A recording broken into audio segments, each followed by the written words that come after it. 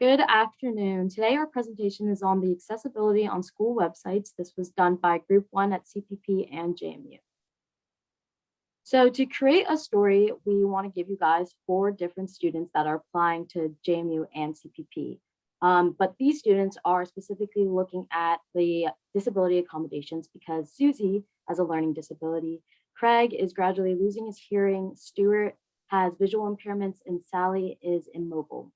Now, these students, the first thing that they would do is go to the JMU and CPP website to try to find easy, accessible information on their disabilities. But this unfortunately isn't the case.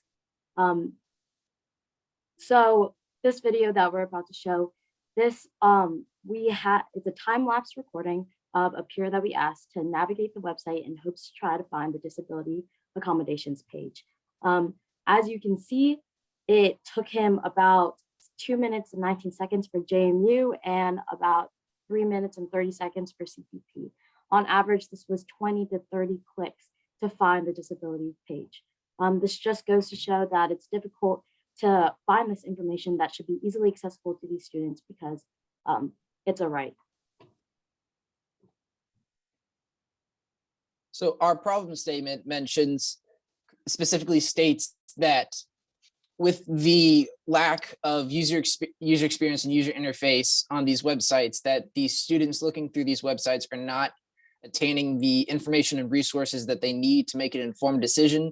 And so we decided that our solution should focus on improving this user experience so that these students, potential students, can access the information they need to make the best informed decision about which school they would like to apply to. Our approach with these solutions is to include interactive interfaces with the website, including a virtual help desk, text reader, larger text, hyperlinks, and an FAQ section, all in the goal of improving the user interface so that these students can better navigate the website to find the information they need so that they can make an informed decision. A little on why website accommodation is important. The ADA Act, or Americans with Disabilities Act, prohibits discrimination against those with disabilities. You could see some criteria of website accessibility on the ada.gov website. These include images that should include text equivalents, ensuring documents are in accessible format, include options to specify colors and font sizes, and ensuring videos and other media have accessible features. We sent out a survey at both JMU and CPP, gaining minimal respondents due to time constraints.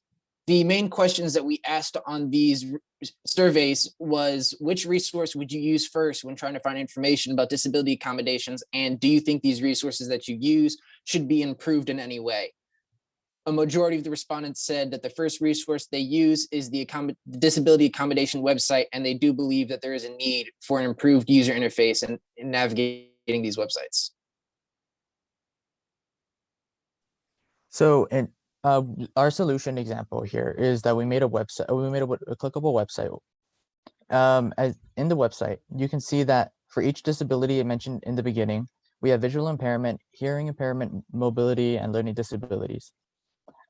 This website allows for the information to be accessible one click away for each designated section and gives you all the information that you need within that one section.